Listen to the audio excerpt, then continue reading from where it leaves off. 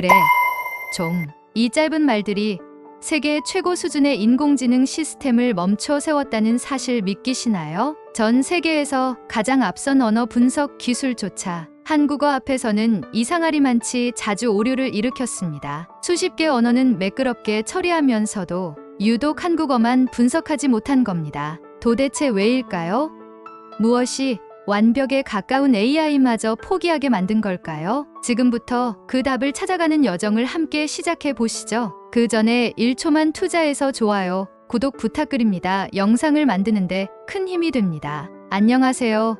저는 엘레나 바흐만입니다. 독일 미넨에 있는 언어 인공지능 연구소에서 일하고 있습니다. 여러 나라의 대화를 수집하고 분석하며 언어가 어떻게 작동하는지를 연구해 왔습니다. 제가 맡은 일은 다양한 언어들이 현실에서 어떻게 쓰이고 그 안에 어떤 반응들이 담겨 있는지를 기계가 이해할 수 있도록 정제하고 분석하는 작업입니다. 수많은 언어 데이터를 다뤄왔지만 지금도 정확히 설명할 수 없는 한 언어의 이상한 반응을 처음 마주했던 그날이 선명합니다. 당시 저는 15개 언어권에서 수집된 수백만 건의 회화 데이터를 검토하던 중이었습니다. 분석 도구에 따라 문장을 분류하고 거기서 일정한 패턴을 찾아내는 작업은 늘 반복되는 일상이었죠. 그런데 한국어 데이터만 이상했습니다. 반복적으로 특정 문장에서 시스템이 멈췄습니다. 해석이 끝나지 않고 결과값 또한 도출되지 않았습니다. 심지어는 시스템이 에러 코드를 띄우며 종료되기도 했습니다. 처음엔 단순한 파일 오류라고 생각했죠.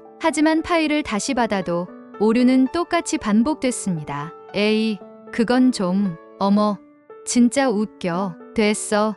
이제 괜찮아. 짧고 흔한 표현들이었습니다. 그런데 이 표현들을 마주칠 때마다 시스템은 멈췄습니다. 문제는 그뿐이 아니었습니다. 비슷한 구조의 문장인데도 결과가 들쭉날쭉했습니다. 어떤 문장은 잘 작동하고 또 다른 문장은 도무지 끝나지 않았습니다. 기존의 기준으로는 설명할 수 없는 차이였습니다. 왜 이 문장들만 안 되는 걸까? 다른 연구원들과도 논의해 보았지만 명확한 원인은 나오지 않았습니다. 데이터 오류라고 보기엔 현상이 너무 반복적이고 문법 구조도 이상이 없었습니다. 한참을 들여다봐도 원인을 알 수 없었습니다. 오히려 한국어가 기존의 분류 체계로는 해석되지 않는다는 느낌만 강해졌습니다. 이건 단순히 프로그램이 고장난 문제가 아니었습니다. 언어 자체가 무언가를 숨기고 있는 것 같았습니다. 너무 단순해서 오히려 낯선, 아무 문제 없어 보여서 더 의심스러운. 그때부터 커피를 마실 때도, 회의 도중에도, 자려고 누웠을 때도 이 현상이 제 머릿속에서 떠나질 않았습니다. 문장들은 짧았지만 그 짧은 문장 안에 무언가 해석할 수 없는 감각이 들어 있었습니다. 결국 저는 결심했습니다. 이건 화면 속 텍스트만으로는 이해할 수 없는 일이라고. 직접 그 언어가 실제로 쓰이는 장소에 가야겠다고요. 그날 저녁 저는 연구실 회의에서 팀장님께 말씀드렸습니다. 직접 한국에 가보고 싶습니다. 이건 더 이상 책상 위에서 해결될 문제가 아닙니다. 팀장님은 저를 한참 바라보더니 말했습니다. 엘레나, 당신이 말하는 그 현상, 우리도 이상하다는 건 인정해. 하지만 굳이 한국까지 가야 할 이유는 없잖아. 데이터 더 확보하고 시뮬레이션으로도 얼마든지 확인 가능해. 그 말이 틀린 건 아니었습니다. 하지만 저는 고개를 저었습니다. 아무리 데이터를 더 모아도 이건 사람이 말하는 방식을 직접 들어보지 않으면 안 되는 문제 같아요. 그 언어가 숨쉬는 공간에 가서 체감하고 싶습니다. 팀장님은 고개를 돌려 창밖을 내다보았습니다. 회의실은 조용했고 빛바랜 유럽 가을 햇살이 벽을 스치고 있었습니다. 잠시 후 조용한 목소리로 말씀하셨습니다. 좋아요. 대신 그 결정에 책임질 수 있어야 해요. 그렇게 저는 비행기 티켓을 예매했습니다. 설득이 아닌 결의에 가까운 감정이었고 그건 이 일을 하는 내내 단 한 번도 느껴본 적 없는 강한 확신이었습니다. 이해할 수 없었던 그 문장들, 반복되던 오류, 그리고 설명되지 않는 이상함 속에서 제가 찾고 싶었던 무언가가 거기에 있을 거란 직감 하나만으로 저는 한국행 비행기에 몸을 실었습니다. 서울에 도착했을 때는 늦은 오후였습니다. 길가에 붉게 물든 은행잎이 바람에 흔들리고 있었고 사람들은 바쁜 하루에 익숙한 듯 빠르게 지하철역으로 향하고 있었습니다. 제 손엔 고려대학교 인문관 윤다혜 교수 연구실이라고 적힌 쪽지가 들려 있었습니다. 윤다혜 교수님은 한국언어학계에서 잘 알려진 분이었습니다. 저희 연구소에서 보내드린 협업 요청 메일에 선뜻 응해주시며 한국어는 단어보다 관계를 먼저 이해해야 할 언어입니다라고 답하셨던 그 문장이 지금도 선명히 기억납니다. 그녀를 처음 만났을 때 저는 너무 많은 걸 묻고 싶어 손이 떨릴 지경이었습니다. 하지만 교수님은 미소로 저를 맞으며 이렇게 말씀하셨습니다. 그냥 함께 다녀보시죠. 말보다 그게 더 빠를 거예요. 그날 이후 우리는 며칠 동안 서울 곳곳을 함께 걸었습니다. 교수님은 먼저 저를 동네 시장으로 데려가셨습니다. 좁은 골목 사이로 반찬 가게, 과일 가게, 떡집, 생선 가게가 이어졌고 서로 얼굴을 아는 상인들이 오가며 주고받는 말들엔 무언가 독특한 결이 있었습니다. 아이고, 언니 왔네. 오늘은 배추 이만큼만 가져가요. 에이, 왜 이렇게 많이 줘요? 나 혼자 살아요. 됐어요. 그냥 갖고 가요. 지난번에도 계산 덜 했잖아요. 저는 그 대화를 메모하면서도 계속 생각했습니다. 이 말들을 단순히 문자로 옮기면 이 분위기가 안 느껴질 텐데. 그리고 교수님께 물었습니다. 왜 이런 말들이 뭔가 훨씬 더 많은 걸 말하는 것처럼 느껴질까요? 교수님은 웃으면서 이렇게 말씀하셨습니다. 여긴 말보다 그 말이 나오기까지의 분위기? 그런 게 더 중요해요. 눈치랄까. AI는 절대 감지하지 못하는 단어, 눈치라는 말이 제 안에 꽂혔습니다. 그날 저녁, 우리는 대학로 근처 작은 분식집에 들렀습니다. 앉자마자 종업원이 물었습니다. 떡고기는 매운맛으로 드릴까요? 그냥으로 드릴까요? 교수님이 그냥으로 주세요라고 웃으며 말했는데 저는 그냥이 무슨 의미인지 도통 모르겠더군요. 그냥이 어떤 맛이지? 저는 혼란스러워서 결국 다시 여쭈었습니다. 방금 그냥이라고 하셨는데 구체적으로는 어떤 걸 의미하죠? 교수님은 웃으며 말씀하셨습니다. 그냥은 그냥이죠.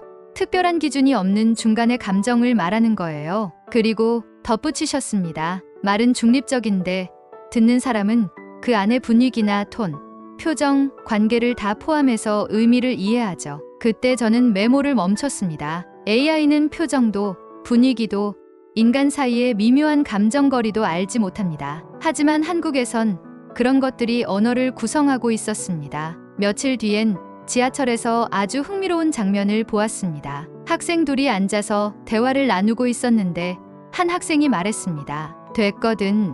그 말 한마디에 분위기가 뚝 떨어졌고 다른 학생은 입을 꾹 다물고 있었습니다. 전 그 장면이 잊히지 않았습니다. 됐거든이라는 말이 갖는 무게, 말투, 표정, 그 둘 사이의 관계까지 그 모든 것이 그 짧은 단어 안에 들어 있었습니다. 돌아오는 길에 교수님께 말했습니다. 이건 말이 아니라 감정 그 자체처럼 느껴져요. 그 말에 교수님은 고개를 끄덕이며 이렇게 말씀하셨습니다. 한국어는 감정을 표현하는 언어가 아니라 감정이 언어를 결정하는 언어예요. 그날 밤 저는 호텔 방에서 그 문장을 계속 되뇌었습니다. 감정이 언어를 결정한다. AI는 이런 구조를 어떻게 받아들일 수 있을까요? 이제 막 도착한 이 나라, 한국의 언어는 단어와 문법을 넘어서 사람과 사람 사이의 기류까지를 포함하고 있었습니다. 한국어는 단어가 전부가 아니었습니다. 그 안에는 수많은 의미와 감정의 결이 겹겹이 숨겨져 있었고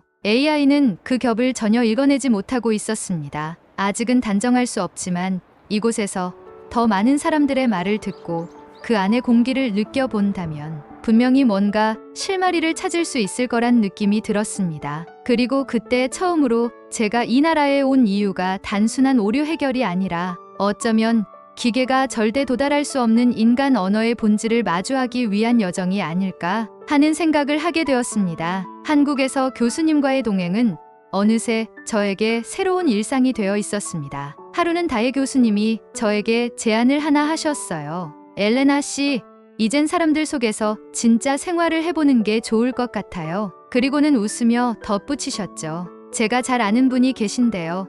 그 집에서 잠깐 지내보시는 건 어떨까요? 3대가 같이 사는 집이라서 한국어를 이해하는데 정말 도움될 거예요. 그렇게 저는 서울 외곽의 한 단독주택에서 머물게 되었습니다. 50대 부부와 대학생 딸, 고등학생 아들, 그리고 70을 넘긴 할머니가 함께 사는 집이었어요. 저를 따뜻하게 맞아주셨고 덕분에 저는 낯선 공간에서도 어색하지 않게 며칠을 보낼 수 있었습니다. 그 집에서의 삶은 연구실에서 분석하던 데이터와는 전혀 다른 언어의 세계였습니다. 식사 전에는 모두 손을 씻고 할머님께 인사드린 뒤 식탁에 앉았습니다. 할머님, 여기 앉으세요. 제가 국 떠드릴게요. 딸과 아들은 할머니에게 자연스럽게 존댓말을 썼고 대화 하나하나에 깍듯한 공경이 배어 있었습니다. 같은 집 안에서 할머님께는 자연스러운 존댓말을, 부모님께는 반존대 섞인 말투를, 그리고 저에게는 조심스럽고 신중한 어휘를 사용하는 아이들의 태도는 그 자체로 한국어가 단지 말이 아니라 관계를 반영하는 언어라는 사실을 보여주고 있었습니다. 그리고 어느 날 저녁 무렵이었습니다. 딸인 미나는 부엌에서 과제를 하고 있었고 아들인 민혁이는 방문을 반쯤 열고 방 안에서 게임을 하고 있었습니다. 그때 미나가 다소 짜증 섞인 목소리로 말했습니다. 너 게임만 하고 있냐? 민혁은 대충 고개만 돌린 채 대꾸했어요. 아, 몰라, 그냥 잠깐 했어. 그러자 미나가 말했습니다. 넌 잠깐이 3시간이냐? 참 잘한다. 집중력은 인정. 말만 놓고 보면 완벽한 칭찬처럼 보였습니다. 참 잘한다. 집중력 인정, 그보다 긍정적인 단어가 또 있을까요? 하지만 살짝 올라가는 어조, 짓궂은 표정, 대충 툭 던지는 듯한 말투는 칭찬처럼 느껴지지 않았습니다. 동생은 아무렇지 않다는 듯 손을 흔들며 대답했죠. 감사합니다. 그 장면은 짧았지만 저에게는 상당히 충격적이었습니다. 지금 미나가 하는 말은 칭찬인가? 아니면 혼내는 건가? 텍스트로 본다면 긍정적인 표현인데 그날 밤 미나에게 조심스럽게 물었습니다. 저녁에 참 잘한다. 집중력은 인정이라고 했을 때 그건 진심으로 칭찬한 게 아닌 거죠? 미나는 웃으며 고개를 끄덕였습니다. 그건 완전 비꼰 거예요.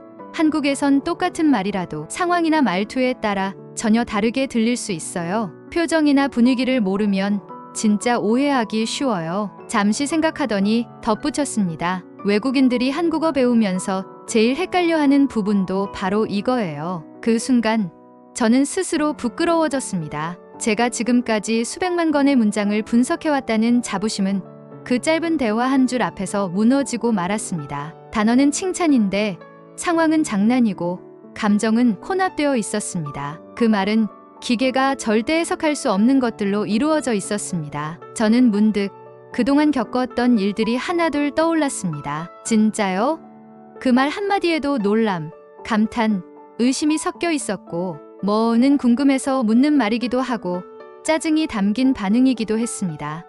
그래, 라는 짧은 대답도 누군가에겐 동의였고 또 누군가에겐 냉소나 의심으로 들렸죠. 이처럼 말은 짧았지만 그 안에 담긴 감정의 결은 너무도 복잡했습니다. 그 감정의 결을 읽지 못한다면 그 어떤 문장도 제대로 이해될 수 없다는 걸 저는 그제야 분명히 깨달았습니다. 그리고 그게 바로 제가 연구실에서 보았던 에러 코드의 정체였던 겁니다. 다음 날 아침 식사를 마친 뒤 어머니가 저에게 말했습니다. 엘레나 씨, 그래도 저희 집에 계시면서 편하셨다니까 참 다행이에요. 그 말의 어투, 표정, 그리고 말끝의 맺힘 모두가 따뜻함이었습니다. 그래도라는 한 단어에 담긴 복잡한 감정, 걱정, 안도, 배려, 그 모든 것이 단어 하나에 고스란히 담겨 있었습니다. 그리고 저는 기계는 데이터를 분석하지만 한국어는 사람과 사람 사이의 감정으로 작동하고 있다는 걸 깨달았습니다.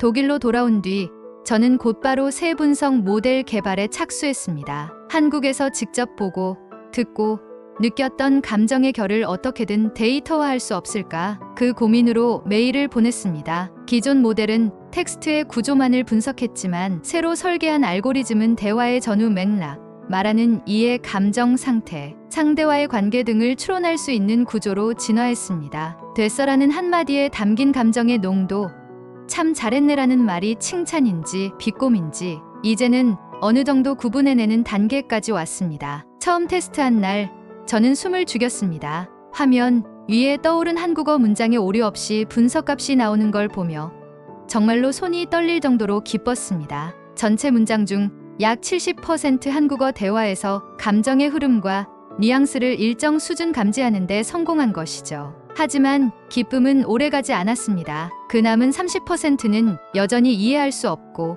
해석되지 않으며 그 어떤 기준으로도 분류되지 않는 문장들이 수없이 존재했습니다. 그 문장들은 대부분 말투의 끝에서 슬쩍 바뀐 어조, 관계 속에서 자연스럽게 정해진 존댓말과 반말의 미묘한 교차, 혹은 말하지 않아야 전해지는 감정들이었습니다. 예를 들어 그냥 괜찮아라는 이 짧은 문장은 어떤 상황에서는 진짜 괜찮다는 의미였고 또 어떤 상황에서는 사실 전혀 괜찮지 않다는 절박한 메시지였습니다. 그 차이를 가르는 것은 단어도 아니고 문법도 아니었습니다. 표정, 눈빛, 분위기, 침묵 그리고 마음이었습니다. 아무리 정교한 알고리즘을 더 씹히고 수많은 변수를 입력해도 감정의 파장은 끝내 데이터로 환원되지 않았습니다. 그때 저는 인정해야만 했습니다. 인공지능은 분석할 수 있지만 느낄 수는 없다는 사실을요. 한국어는 느껴야만 이해할 수 있는 언어였습니다. 문장의 구조를 해석하는 것뿐만 아니라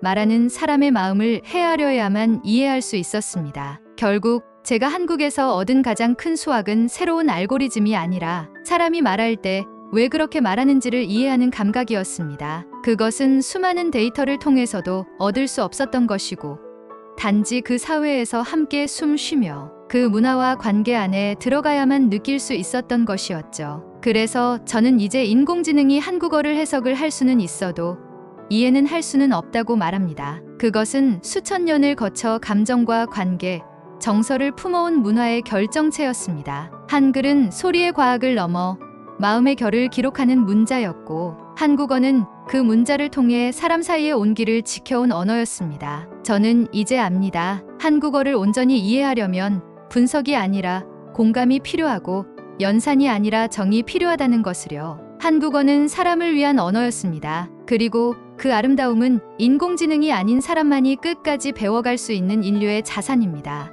이 이야기가 마음에 닿았다면 구독, 좋아요, 알림 설정 부탁드립니다. 지금까지 감동 한 장이었습니다. 감사합니다.